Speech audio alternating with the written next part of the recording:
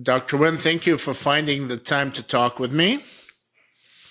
I hope you had a great summer. Summer's has been going too quickly, but it's been a good one. That's fantastic.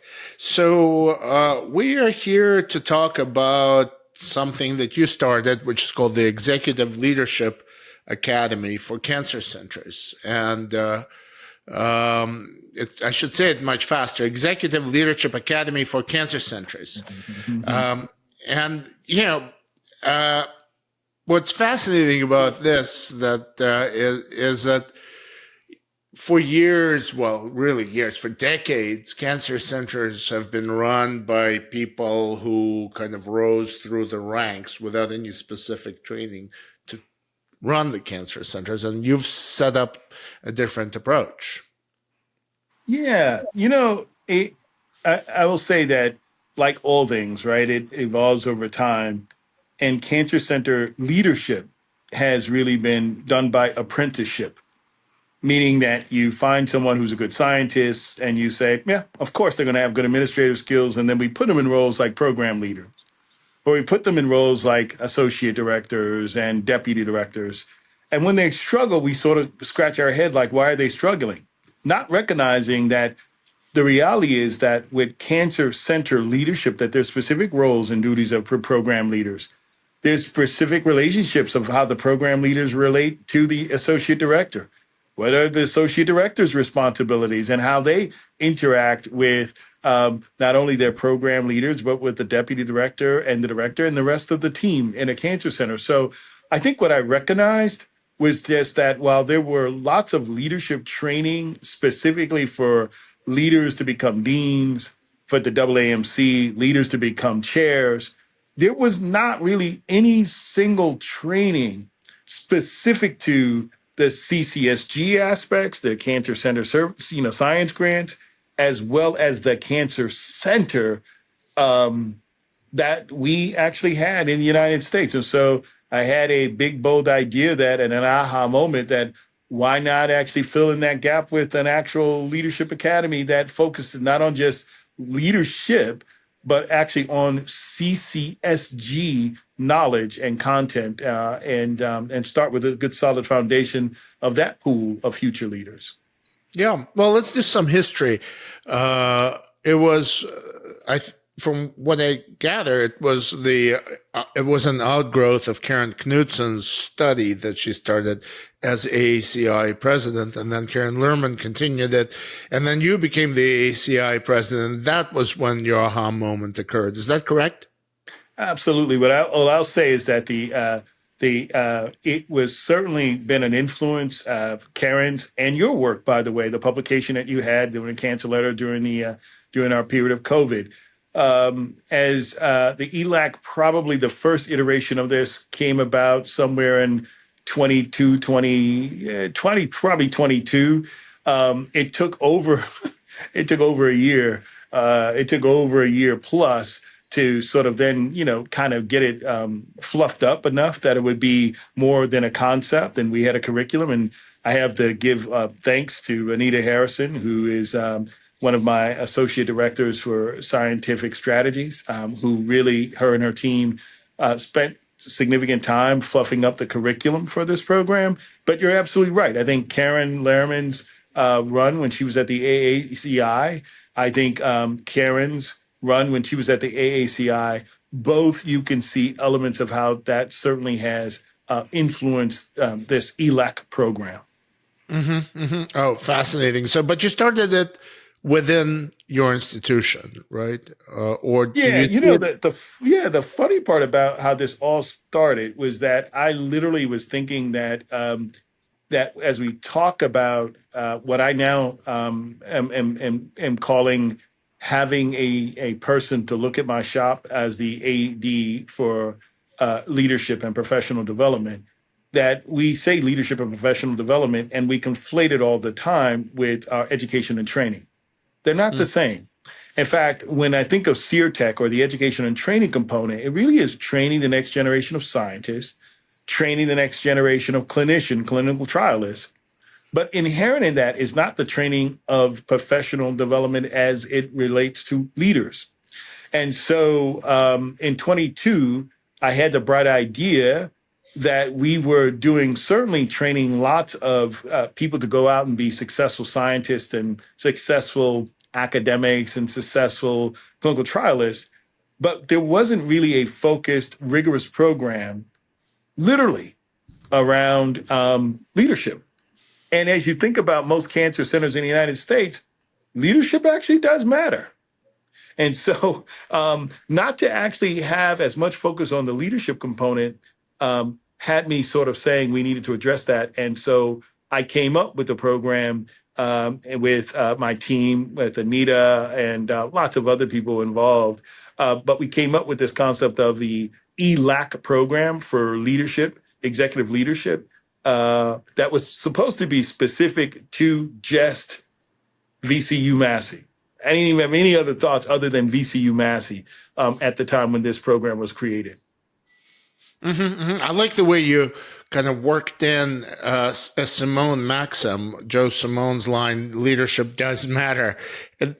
It's very nice, very artful the way you did it. He would probably approve of this idea, but you're really setting it up for your own institution. But I think you've also got other institutions involved. Can you actually can it so other cancer centers could join this? Is there a curriculum? How does it work? You know, it's an interesting question that you have, and the answer is yes. There is a 9-month curriculum, literally focused on everything CCSG. What's a table for? What's CTEP?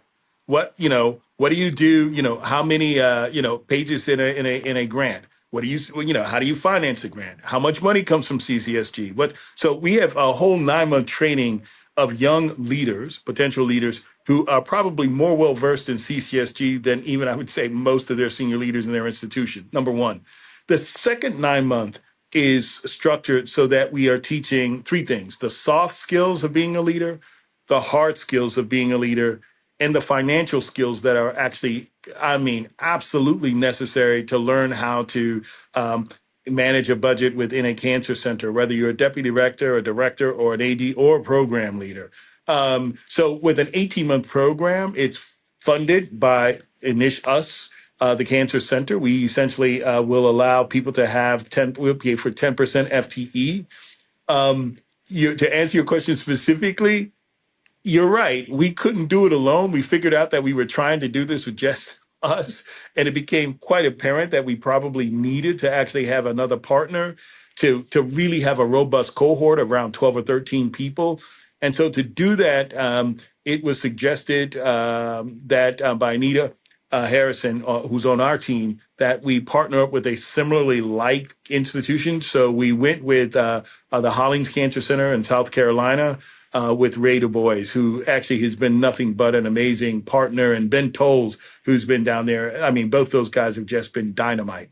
Can you bring in more people? Can you bring in more institutions? Can you make it into sort of a national program? We're at a program right now where I never thought I would say this, but this program in its inception was kind of a cool idea. But now, since we're really going through the program itself, we're bringing in some of the best national leaders from both the NIH, the NCI, from the business world.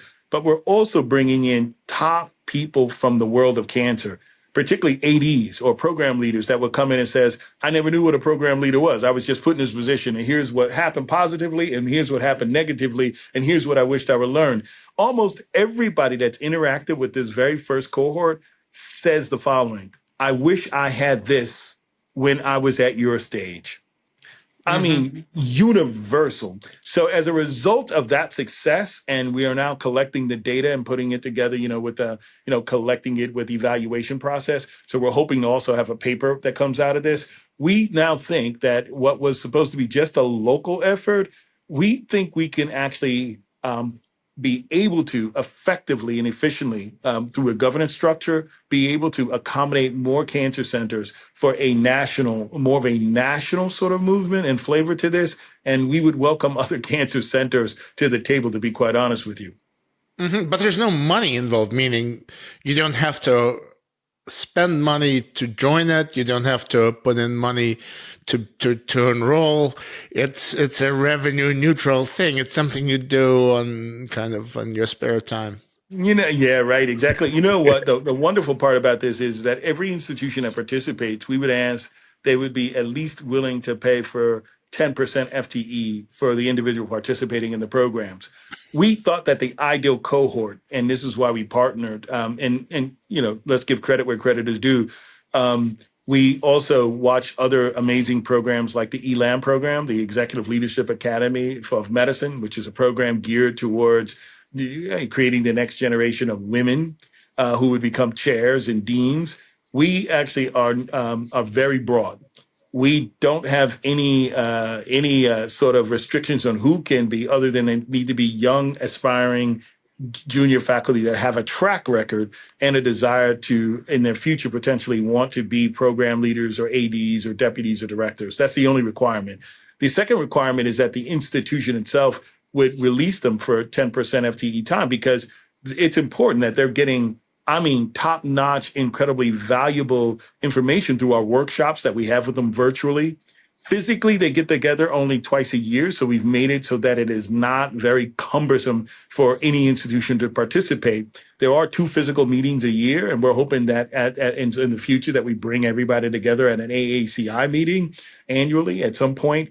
But the cost is fairly minimal. If you can cover 10% of the cost of the FTEs of your participant getting in, that would be great. By the way, it is a competition. We decided that we had a committee that picked out for us the six most what we believed at the time to be the most effective junior faculty with the most potential to be administrators or leaders in their cancer centers, both at Hollings and at VCU. So we think that cohorts of anywhere between 12 and 15 would work. We're thinking about having, if we do this nationally, having regional cohorts that, so that the time issue of doing virtual meetings would not be hindered so much. Hmm. Well, there's always this, having covered this field for many years, I've seen this nightmare scenario where a very, very smart person, either a clinician or a scientist, you know where I'm going, becomes a cancer center director, and the whole thing flops like you would not believe, and it takes a while, and a lot of people are dragged down. Or the other thing can be where a cancer center director does pretty well, having learned the stuff by osmosis or whatever, and then ends up becoming kind of a traveling show. Yeah, oh Uh, my God. And I'm being polite about this, but you just hit on something that I think has always been unfair to the cancer center directors. There are certain cancer center directors that have been incredibly effective clinical physician scientists or, PhD scientists.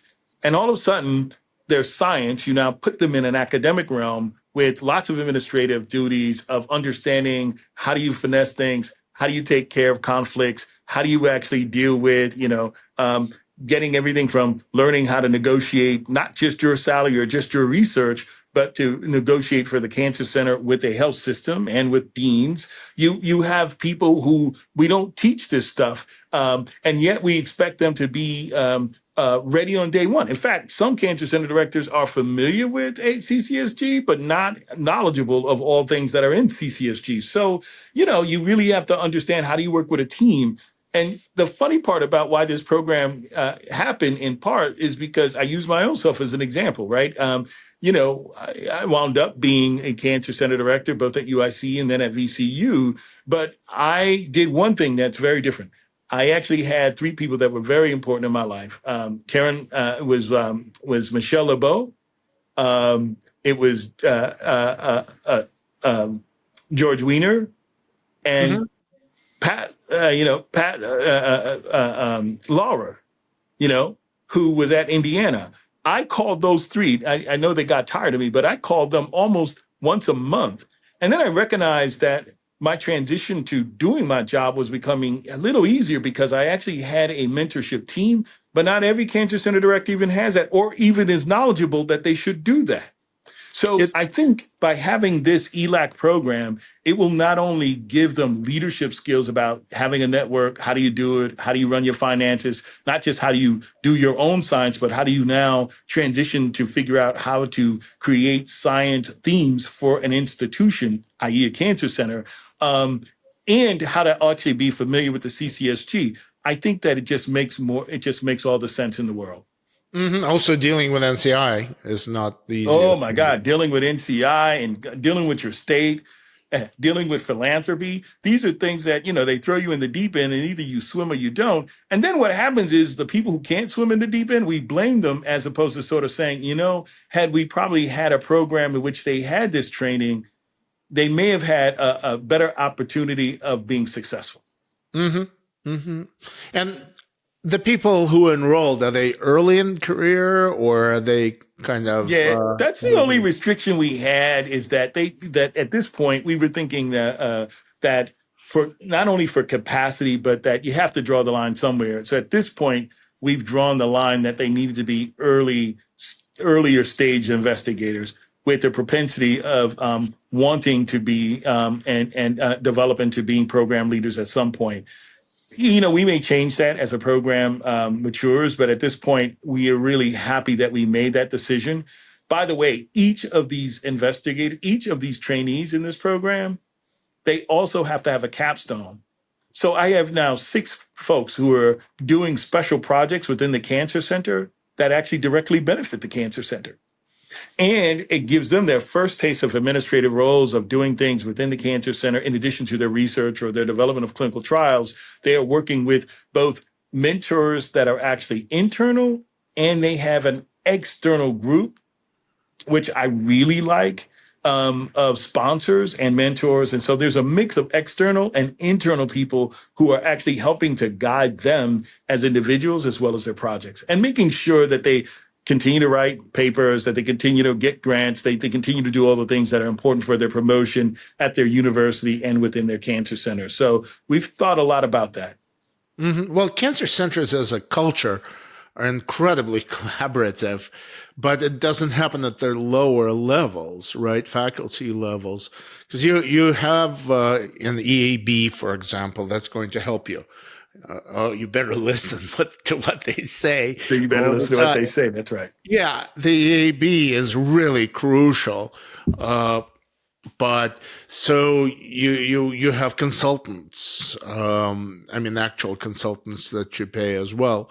But that also is not at a starting investigator, young investigator level either. You will never see those people, right? That's So right. basically, you get that culture that actually exists at later levels, and get it going a little bit, get people acclimated to it a lot sooner. That's kind of Yeah. genius. Yeah, you know what I think the fun part about this is that we always talk about how can we improve cancer centers. And so we always take the money and we make the money work because it ought to work in investments in clinical trials. It ought to be in funding the best science. But over the Mhm. years, what I recognize is that if you have senior leadership that understand science, that understand clinical trials, but that really understand CCSG, how to build teams, how to negotiate on behalf of cancer centers, how to understand which money to invest, how to prioritize, how to actually do something as simple as create a strategic plan. And how do you get that with a team to help you create a strategic plan? Cancer center directors are incredibly busy. And so sometimes what happens is we create this generation of managers as opposed to leaders, right? With the vision and understanding how to build teams, how to actually support the teams that you build, how to advocate for them when necessary, how to actually go up to the NIH and NCI and be able to advocate effectively. Those things aren't just inherently you're born with. Some people may be, but those are actual traits and skill sets that can be learned. And what I was struggling with is that in most cancer centers, many of our cancer center directors, it's not that they couldn't do that, they just didn't have the exposure to that. Tongue in cheek, you caught me because actually, when I read Joe Simone's Maxims a lot, And I have to say that in addition to Karen, and in addition to both Karens, Karen Lehrman and Karen Knudsen, it was, and the work that you've done in the Cancer Letter to talk about leadership during that period of time, in the context of who was leading cancer centers. It happened upon, true story, that every once in a while I have my maxims out, I pull them. And when you got to the point that leadership matters, I was like, you're right. Leadership matters. And yet, when it comes to our program leaders, our associate directors, our deputy directors, and our directors, unlike a dean, which we now say that in cancer centers, in some cancer centers, they're at the level of deans. Well, the AAMC has an actual leadership program to actually tell you, here's what a dean is. This is the job. Here are the things that are going to be the struggles for you. Here are the things that should be simple for you. Here are the things you're going to look out for. And actually, we're still in the medieval ages where we're essentially passing this on as apprenticeship, or some of us by actually forming a group around us. And it seemed that that should become much more standard. So what I think the program has done successfully is that it is now, it's not perfect, and it's still evolving. But the program is the first bite at really putting together rigor and some type of standardization, if you will, for lack of a better term, around what are the challenges and what's the job of senior leadership within the cancer center. What's the purpose? And the purpose isn't only, although it's to get CCSG, it's to get a better score, it's to get more papers, it's to get more clinical trials. Definitely. It's to do better science, it's to do better recruitment and retention. Definitely. But there are other things that are not absolutely within the CCSG guidelines that actually are also important for becoming an outstanding cancer center, so that we're ultimately having, at the end of the day, the largest impact on the science, on the greatest number of people for the best possible outcome. And so you can't do that with just having, in my mind, only good science with no type of framework of leadership. And I think that the time has come for us to treat cancer centers the same way deans and chairs are being treated across the country. And that is to develop a program in which we actually have our best and our brightest people exposed to what it's like and what is the purpose, and how do you do your job of being a senior leader within a cancer center. That's the part that I'm super excited about. And leadership does matter. Joe was right. Joe was definitely right.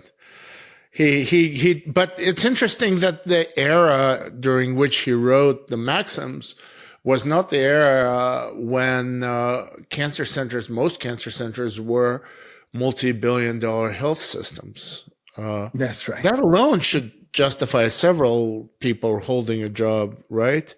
And That then also, alone, that's right. That's right. I think that alone, by the way, it has become much more complicated to be a cancer center director. And so to leave us with what they would have done in the 70s, 80s, and 90s as the same basic goals without any additional training around the skill sets, the challenges, how do you circumvent those challenges? How do you deal with those challenges? What are the new challenges come on? I mean, as the NOFO and other things change within the NIH and the NCI, it'll be important to have a program in which not only are we keeping up, but we're passing on the fact that things do change. How do you deal with change, right? From a cancer centered senior leaders perspective. I think those things are not something that should just happen to us. And then, it's like having a baseball player. Yeah, he just has natural talent. It's just natural. We should stop relying on the natural talent and start understanding that many cancer center directors and deputies and ADs and program leaders would literally benefit from a program in which we were, from day one, telling them the importance of CCSG and building up their CCSG knowledge more so than many of us have had, and paying attention to the soft and what I would say the hard skills of being a leader. Most leadership programs just teach you leadership programs, but they're not CCSG specific. They're not specific to cancer centers. And they think that most of what they teach you is translatable. And much of what people do in their leadership, in these various leadership efforts that people go to, they go to places, they pay people to put them in workshops to learn how to be leaders, how to manage conflict. Yeah. That stuff's important, but that stuff doesn't always completely translate into sort of saying, that's great, but if you don't know how that applies within a CCSG program, or what are the requirements really, other than you've written your section as a program leader and now all of a sudden you become the AD or you become the deputy director, it doesn't help. I actually think we need to get rid of that mindset and start learning that these are teachable skills. And in fact, we'll be able to teach better and produce better leaders, much better than I am, and much more knowledgeable than I am in the future if we start paying attention to leadership now. I'll accept that maybe much more knowledgeable than you were when you started this. Right now, you obviously are seeing the flaws in the entire system and are figuring out a way to fix the entire system. So I would respectfully disagree with this self-criticism or whatever flagellation. But But to your point though, Paul, I've now gone from thinking that this would only be good just for VCU to it would be now great for VCU and Hollings as a group to be able to have more people at the table with us so that we can expand this program and hopefully even have it as a national program where it's a touchstone like the ELAM program, where to be cancer center directors or ADs or program leaders, you go through a program in which you have training on how to be a leader. And then it becomes, you get picked as a program leader and you come to this program or, something like that. But we're working out the details. But I will tell you that this first cohort, they're tremendously amazing. And at some point in the future, I hope you'll be able to cover the people who helped create the curriculum, like Anita Harrison and others. But I also really am hoping that, at some point that, Ray Du Bois and some of the participants in the program, you'll have an opportunity to sort of see exactly what I'm talking about. They went in a certain way. They're coming out much more knowledgeable, much more confident, I think, than I was when I started the whole process of being a cancer center senior leader. well, you were humble, but you were pretty confident. You did the things that needed to be done. And I say that as a friend because we were having dinners at a Polish restaurant in Chicago. So It's true. let's just be truthful, okay? It's true. It's true. That's true. The restaurant is called Stara Polska, and they're not one of our sponsors. But if they want to be, you've got my phone number. It's true, though. But, I will say the importance of sponsorship and mentorship. I think that I look smarter than I am because, I did have people like Michelle LeBeau, people like George Weiner, Pat Lauer, yeah, I mean, and Leon, who's over at Northwestern, Pontaneous. I mean, I've had many of these guys, and Jennifer Pete and Paul. I had no fear of reaching out and getting information, and I think that any success that I've had, I also have to give credit to those folks and people like Otis Brawley, who I really saw as being part of my team, of being able to help me guide the cancer center. So, again, I want to make sure that I give credit where credit is due. But this is also a field that is so collaborative to a fault almost. Even people, because you've just listed most of all of the competing institutions, University of Illinois and Chicago, right? As your friends and advisors. So that just gives you an idea of how this is not Coke versus Pepsi kind of It's fighting. true. It's the opposite. Absolutely true. It's the opposite. It's the opposite. It's the enemy is cancer and not the cancer center down the street. So, is there anything we forgot to cover? Anything I forgot to ask? The only thing I would add is that I do think that our young people have been calling for this for quite a long time. Sometimes when we get program leaders or people that we promote the program leaders, they'll say, "Oh, I wish I knew some of this stuff."